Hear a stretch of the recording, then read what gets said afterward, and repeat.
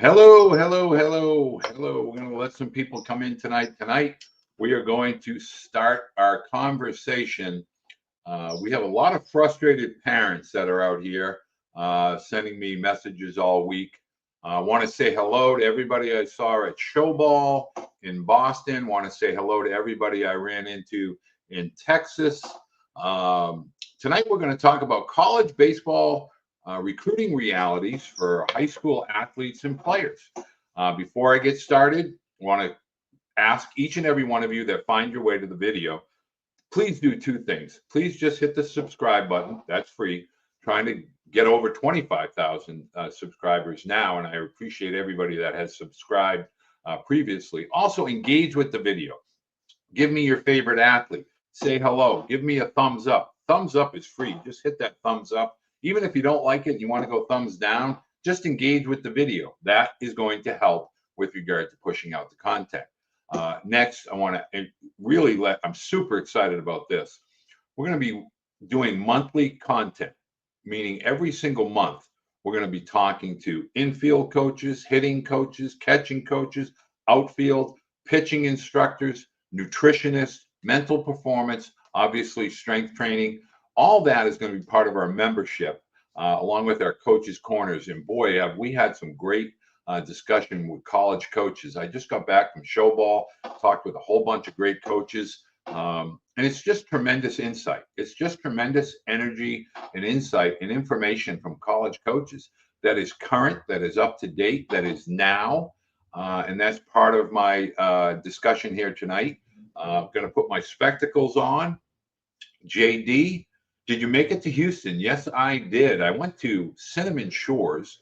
My children live in the greater Houston area and went to see with my grandson and granddaughter, newly born granddaughter, Mavi Blue and Bo Diesel. You want to see a great picture? I'm going to show you a great picture. We were able to have great weather when we were in Texas. We really had a wonderful experience. I want to share this with people because there's more to Coach Beede than just baseball. And so, I really wanted to kind of take some time and show you some of these photos. And let's just see here. Here's a couple. So here's a great photo of my wife and I. How's that for a picture right there? That's Bo Diesel, my grandson, 2 years old. Mavi Blue, who's in my wife's arms, Karen. Mavi Blue, Mavvi Blue. And there's Coach Beede without the visor. So people ask me if I have hair. I definitely have hair. Grandsons are training at the Lions Den. Well, that's a great facility. Hayden, thank you for joining me tonight. Mr. Miami Hurricane, I know you got a good recruiting class coming in there. Clifton, happy to talk to you today about Pacific Northwest. Want to encourage, keep sending your questions in. I know you're frustrated. I know your athletes are frustrated. One of the things that I really want parents and athletes to understand, sometimes I say things that you do not want to hear. People get angry, people get upset. But I would rather you know that with me, I'm going to just give you my honest opinion. And again, it's my opinion. Doesn't mean I'm not going to be wrong. I've been wrong. I admit when I'm wrong.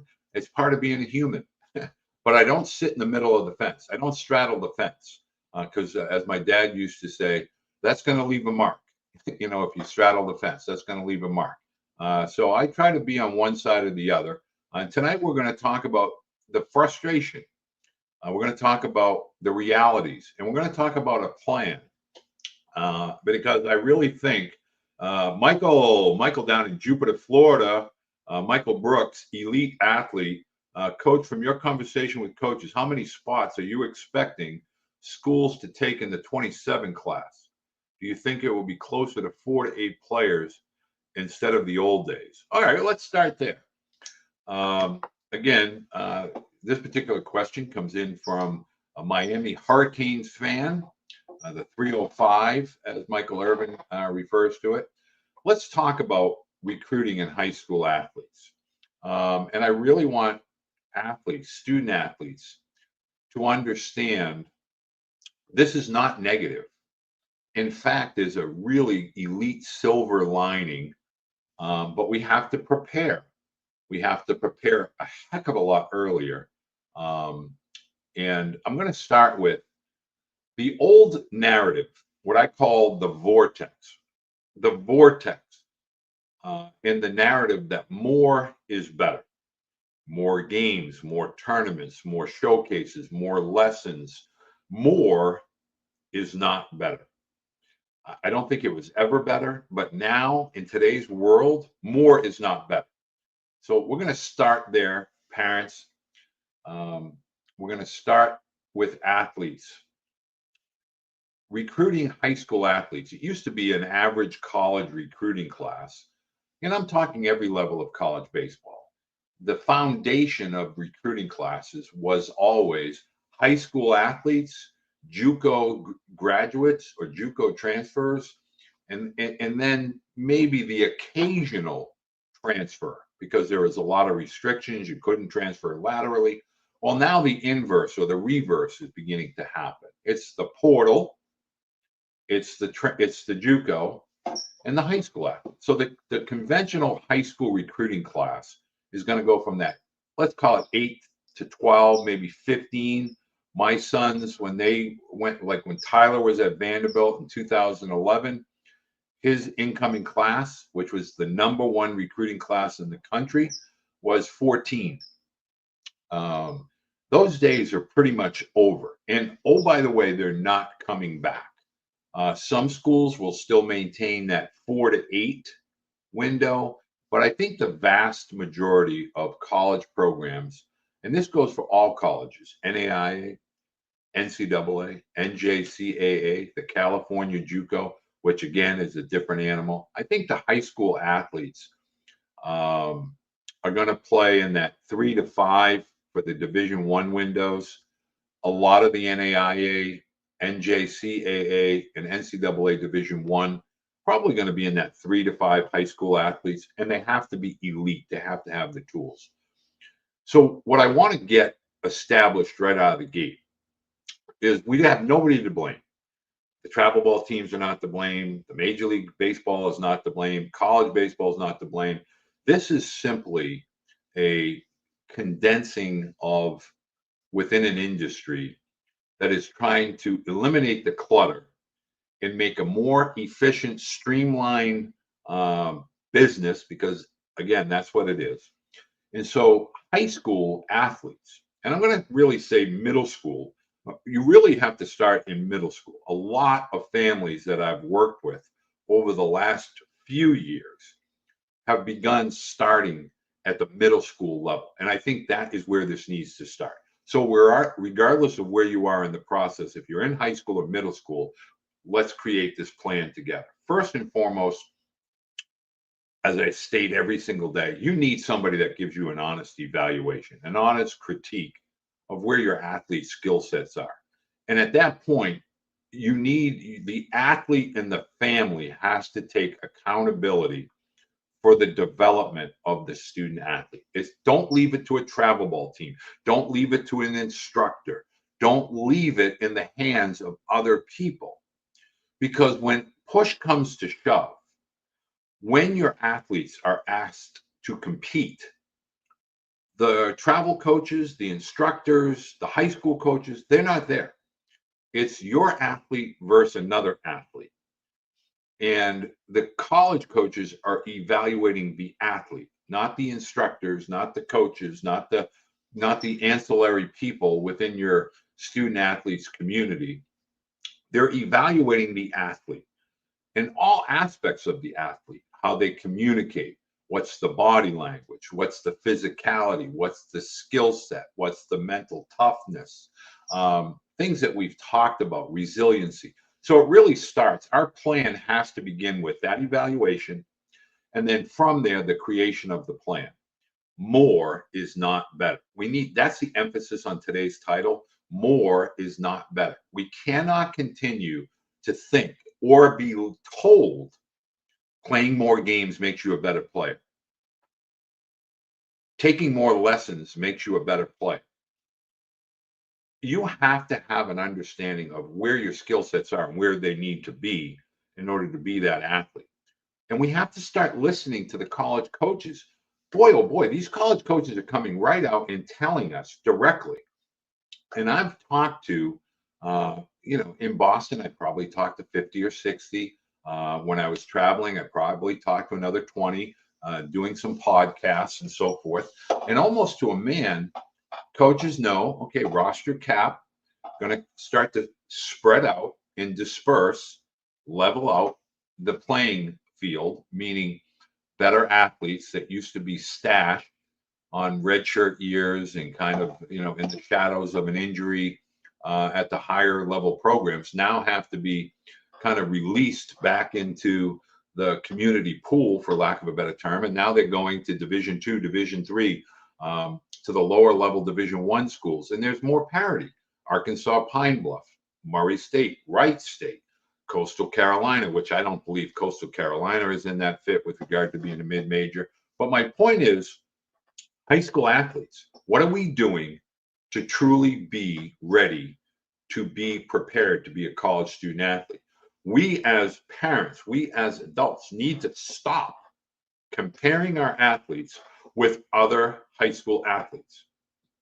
I don't know why we do that. I don't know when that whole narrative started. I think it started with rankings. And it's time to call a spade a spade. Perfect game. Perfect game is brutally bad for the entire ecosystem of youth baseball. Let me be perfectly frank with you, because this whole embellishment of 8U, 10U, 12U rankings and putting radar rankings in there and all these analytics and all of these things are absolutely 1000% unequivocally meaningless with regard to college baseball. But yet they're all sold to parents, subscriptions and tournaments and all of these events and showcases for college recruiting. It's brutally bad. It has nothing to do with college recruiting. Rankings, all these, the average showcase. Take any showcase you want. I'm not going to name any particularly by name. The average showcase, if there's 100 participants, 90 are never going to play college baseball. That's a fact. That's not my opinion. That's a fact. 9 out of 10 student athletes will not play college baseball. So for the 10% of all of the players that go from 8U to 18U and play travel baseball, all under the emphasis and narrative of college baseball recruiting, they're not going to go play college baseball. Some just weed themselves out. Others don't make the varsity. Others are told they're not good enough. And ultimately, they get to this pinnacle of the top of the triangle, and they find out there's no room at the end. Nothing personal, just business. So let's start there. Perfect game. That's not making you a better player. The name on the jerseys don't have magic. It's the athletes in the jerseys. And you as a parent need to start taking a firm understanding. The sooner you begin to focus on your skill set development, play for the love of the game, play for the passion of the game, play multiple positions, play multiple sports, be a kid, learn the nuances of the sport. And once the passion and the grit take hold, strength, speed, size, skill, and school, that matters from 12 to 18. You have that 6-year window. So doing all these tournaments all summer, how many college coaches have you seen? Yes, I know there's college coaches out there, but not the numbers that it used to be. How many are getting actively recruited?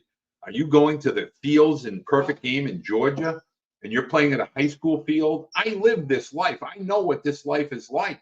Unless you're playing at at the Cobb complex, and you have to play at a high school game that's 60 miles away. Is anybody there? And oh, by the way, what's the caliber of the competition? So let's really evaluate your spring leads to your middle school or high school season. Please don't tell me your middle school or high school team is garbage. That's just a hot mess. Make yourself the best that you can be. Make yourself the strongest, fastest, skilled player that you can be. And then begin to figure out that you have to compete against older athletes in high school, older athletes in college. I had a parent ream me out, and I let them talk 10 minutes, did nothing but FU me upside down from Sunday. My skin was red from the ripping that I took. And at the end of the conversation, I asked the parent of a junior in high school, how many varsity innings has your student athlete played? The answer, 2. My question, why are we talking about college recruiting if your athlete is not playing high school varsity baseball? Shouldn't we be worried about the skill set development, the strength development? Your son is 6'2", 155 pounds as a 17-year-old. You want me to talk to you about college recruiting? My point is, we need candid, honest evaluation, a candid, honest plan. Somebody's got to look you in the face, in the eyes, and say to your student athlete, the game of baseball is very hard. It's very, very hard. There will be much more failure than success. And the sooner we begin to address all of our areas of weakness and begin to really become self-accountable, meaning your student athlete has to become their best coach, their biggest supporter, their biggest fan. The student athlete has to begin. I call it that Rocky moment when the bell goes off, when Mickey says, "What are we waiting for?" We have to return. More is not better. A game plan that is executed daily, weekly, brick by brick. You know, I had a parent call me and say, is it too late? My son is a junior in high school. He's got no recruiting, no colleges, nobody's reaching out. What can we do? Okay, you have plenty of time. That's topic number 2. The reality of college recruiting. There is no recruiting that's going on. There is no recruiting going on for the majority of athletes that are in junior high, middle school, and high school until the summer of their rising senior fall. Are there exceptions? Absolutely. Those are the pitchers. Those are the left-hand power hitters.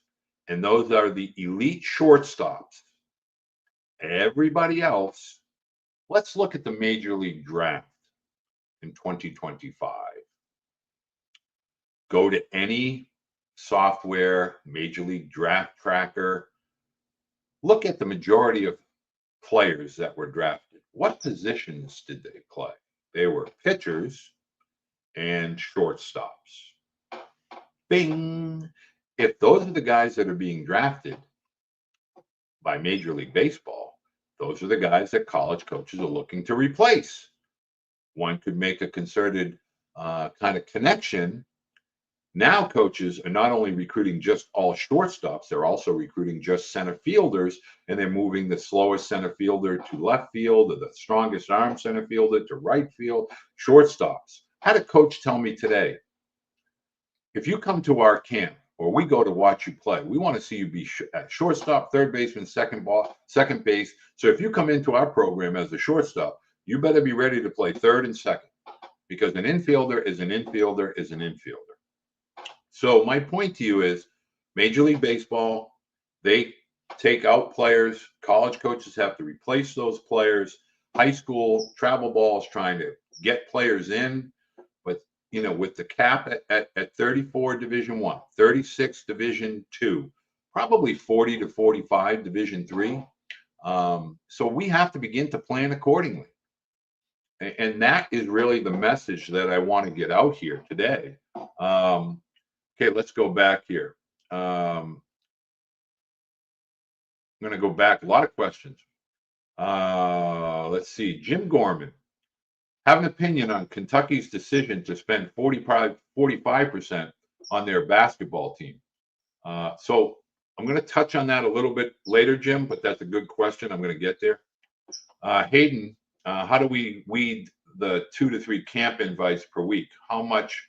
Okay, I want to get parents to understand. College camps, you get an invite.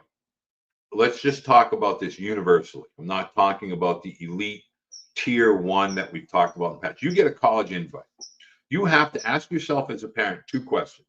1, is my student athlete ready to be evaluated at the level of which the camp is? Meaning, if you get a camp invite from a Division I, Division II school, or even a Division III school, heck, even a JUCO, is my student athlete prepared physically, mentally, skill set wise, strength, speed?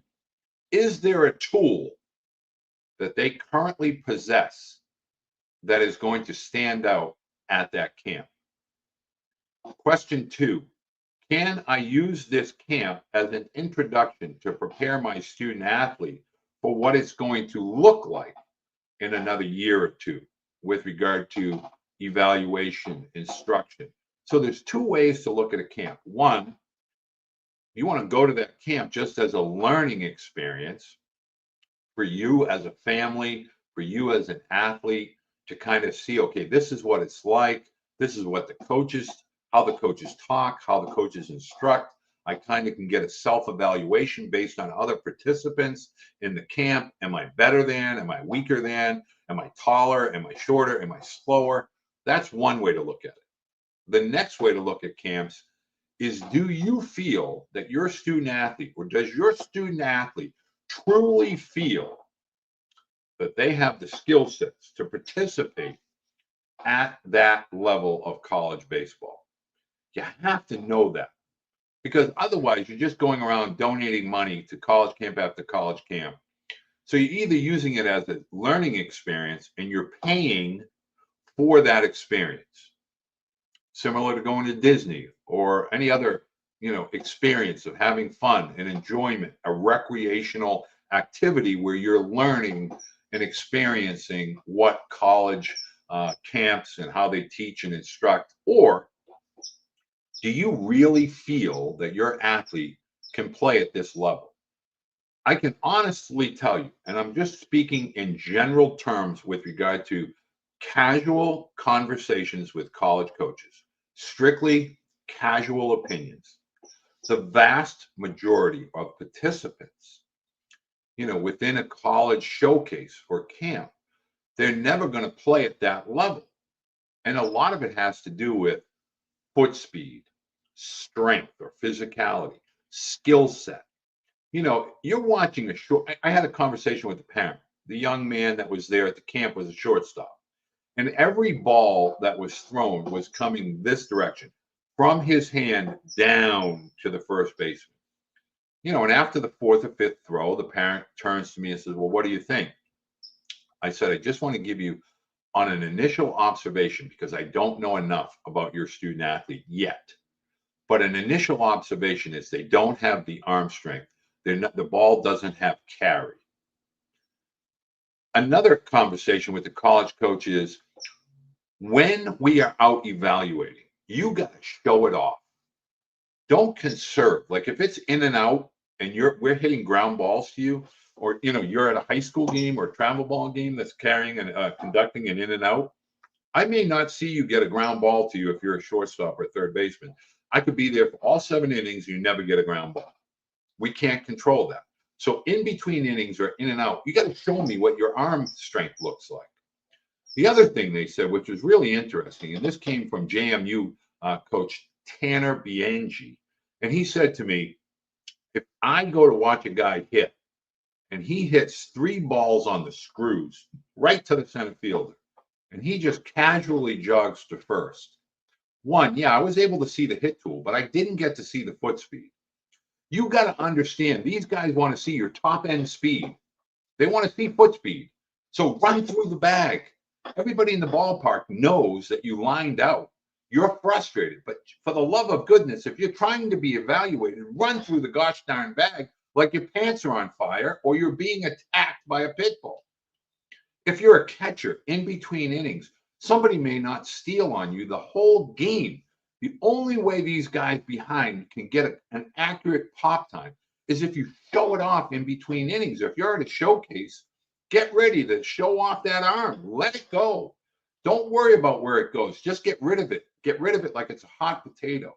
My point is the college camp environment you have to take as a family, and you have to have, when I'm working with parents, when I am talking with parents, and they ask this question almost every single family to a person, I always say, okay, if we're going there to learn, we're learning about what the college experience is like, maybe where the dorms are, what the fields, what the amenities look like. We're going to listen to the coach. We're going to listen to how he instructs. That's for an experience. That's for education. Okay, if you feel that money fits and it's worth spending for that purpose, yes. Now, conversely, if you think you're going to go to that school and get recruited, but your foot speed doesn't quite measure up, your arm strength doesn't quite measure up, your physical, your body, which is your calling card, isn't looking like, oh, wow, this is a guy we want to recruit. And I have a young man right now. He's a freshman in high school, going to be a sophomore. He's 5'10", 5'11", but he's 170, 175 pounds. He looks like a junior or a senior. So when you tell the college coach, hey, that's just a guy that's going into his sophomore year. Oh, okay, I got to watch him because he's already got some size to him. So we're spending so much time and energy focused on these tournaments and showcases. We don't work out. We don't have a foot speed metric. We don't really work on skill set development or baseball IQ or things like that. And so those are the things that the coaches are telling us. We have to begin to listen to what they're saying. Let's see. I want to go down here. Jeff Ivy, parents, please. Oh, thank you, Jeff. Thank you very much. Okay, now we're going to go. Coach, would it be safe to say that because Division I schools are no longer are developing kids that they want to finish products? Yes. Yes. I wouldn't say they're money grabs. So I don't know who Acts 17 is. And I thank you for the question. Division I schools, and I mean this literally every Division I school across the country, they are looking for more players that are going to be active participants, especially with this cap. I'm not going to touch upon the DSA designation. That's going to be next week. But yes, Division I schools now, I don't know if anybody really, Pro Radar on X offers, and Rob at Pro Radar Baseball. He can tell you where the portal is, how many players are in there, but there's still players going into the portal, and there's still coaching changes, albeit much smaller. But Division I baseball is more for the ready players. Now they do Reggie Christensen at Sacramento State, James Madison, Charleston Southern. I could rattle off a bunch of schools. There's still a place for high school athletes. But really, if I say this, and I'm saying this politely, and I do not mean this as a dig, I promise you, all of college baseball, from the mid-majors down, have become the JUCO or the minor leagues for Division I baseball. I don't know any other way to say it. I think college coaches now at all levels are embracing that. The guys that used to look for JUCOs are now looking for Division IIIs, Division IIs. They know, like Tampa's got a lot of guys that went into the portal. As I alluded to on X, Division II is looking to almost immediately implement, I believe by January at the latest, an extra year of eligibility. I believe all of NCAA will ultimately put forth a fifth year of eligibility. But my point is, we are now looking at a world where Division I across all conferences. Have you ever looked at the Sun Belt Conference? The Sun Belt Conference is not a P4 conference, but they had two national seeds, Southern Miss and Coastal Carolina. Coastal Carolina get the World Series final. I think they get ripped off by an umpire, but that's a story for another day. But we're going to really call Southern Miss and Coastal Carolina mid-majors when they're top 16, national seeds. I have a tough time with that. But my point is, Division I baseball now, if you feel your student athlete has some sort of projectable skill set, meaning they have a ceiling that they could be a really fast elite runner, a really elite pitcher, hard thrower. No college coach worth their salt is worried about what a sophomore in high school or a junior in high school. They want to look at mechanics, fluid athletic delivery, footwork as a middle infielder, bat speed, what's the direction of the barrel of the bat. They can project. So again, this goes to the emphasis number one. Do you think your student athlete has projectability as a college student? If you do, or if you've been told that they do, then going to those camps is not a money grab. But if you're looking at the camp like, oh, my son's ready, he runs a 7.2, he throws 81 across the diamond, he's a Division I shortstop, it's not going to work out for you. So you need to be somewhat much more realistic, much more grounded, and understand now more than ever, getting in to college at whatever level you can that fits your student athletes ability level, projectability, getting in and creating a resume. That's kind of where this whole world is working. It's no different than other. You get between the lines, you get some measure of success. You prove you can play. You prove that you're a student, in the classroom. You know time management, daily routines. The college coaches are going to come after you because you're a proven commodity. Don't penalize the college coaches for this. Start to take this approach at the younger ages. Again, all the families I work with, all of them, I give them honest, candid feedback. And then we begin to implement the game plan. It starts strength, speed, skill, individual skill set. I asked a bunch of college coaches last week, what's the number one way you can tell if a hitter really can be a hitter? And he said, how does he handle a fungo? And I laughed, and then I thought about it for a second. That's self-toss. But you as parents, have you ever taken your student athlete into a cage or to a field with a bucket of balls with a fungo or just their regular bat and said, okay, I want to see you toss yourself the ball and hit the ball. How hard can you hit it? How many times are you making barrel contact? Think about that for a second. Don't leave that for an instructor or a lesson. Find out. It's a litmus test. Does this guy have good eye-hand coordination? So there's your answer with regard to camp invites. Eugene, what's going on, sir? Now, I want to answer this question. There's a kid at my high school who's a 2027, but hasn't played a game of varsity, but he's rated a top 200 player in the country. He's crushing it this summer. Now, this does happen, and it's not a coincidence that if we look at that same Major League Baseball draft map, the three largest states with the most players drafted, California, Texas, Florida. So you are going to pay your dues. You are going to, if you're not playing varsity as a sophomore, you're going to pay your dues. But my point to you is, rather than working and worrying about college recruiting, why don't we spend those days that we're maybe not getting a lot of playing time on the varsity and really making sure that we're getting our skill work in, our strength work in, and having that routine that we know internally when nobody's looking, we're making ourselves better. That's the secret. So I want to kind of wrap this up a little bit by saying, in short, all of us, parents, athletes, for the last 10 to 15 years, we have been sold this narrative of more is better. You need more pitching lessons. You need more gadgets and gadgets. You need more games. Let's play 100 games. There's actually coaches out there that'll argue with me on social media telling me I'm old, I'm antiquated, blah, blah, blah, that playing 100 games is going to make you a better player. All I'm going to say to that is, at what point do we want to hear what the coaches are saying? You have to be strong enough. You have to be fast enough. You have to be skilled enough. At what point do we want to begin to work on those things? At what point do we want to get to that point when we're a sophomore, junior in high school, and somebody says, well, you're not fast enough, you're not strong enough, because you can't take a pill and make yourself bigger. You can't take a pill and make yourself faster. It's one day, one workout every single day, and you're looking at yourself in the mirror and said, I did something today that makes me better tomorrow. It. And so that has to be stressed. And we have to begin to pay attention to what the coaches are telling us. The college coaches are not the bad guys.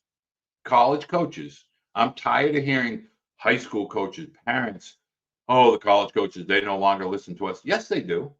They love high school coaches. In fact, I really want parents to begin to understand high school coaches see your kids in hallways. They see your kids at practice. They see your kids pretty much on a daily basis. They know your student athlete. And they're the ones that can tell a college coach who your student athlete really is away from the ballpark. What's their work habits like? What type of teammate are they? So let's get rid of this bashing of the high school coach. Let's get rid of this. I have to play summer baseball. I have to play 100 games. I can tell you right now, some of these biggest high school, these biggest travel teams are now getting ready to launch baseball academies to the tune of $20,000 to $50,000 a year. And they're going to try to pull your athletes out of high school into these academies, all for the promise of becoming a great college player. Division I baseball, less than 12,000 athletes. Division II, less than 12,000 athletes. Division III, less than 12,000 athletes. JUCO, less. There's only 50,000 approximate college baseball roster spots. 50,000. And then any given year, maybe there's 5,000. Let's call it 10,000. Let's just call it 10,000 openings within all of college baseball. Perspective, Portal had over 7,000 entries this year. So of that 10,000, how many are going to come out of that portal? And I've had Division I players from Wofford, great academic Division I school, go to JUCO because they had 4 years of eligibility. So I want you to think about that. They went to a 4-year Division I school and now are going to a very, very high-end Division I school, JUCO program. So parents, athletes, not all is lost. You just have to begin to ask yourself the questions, is my student athlete good enough? Is he prepared? Is he strong enough? Is he fast enough? Is he skilled enough? What about his grades? Are his transcripts good? Is he doing community service? Build early. Begin to construct the foundation early. Not all is greener in the travel ball world. It's not a knock on travel ball, by the way. All those goofballs that are going to blow up my DMs. Look, there's a lot of travel baseball programs now, and I mentioned them ad nauseum, that are strictly development based. One of them, the Dirtbags, in North Carolina, the Knights, I could rattle off a bunch of them.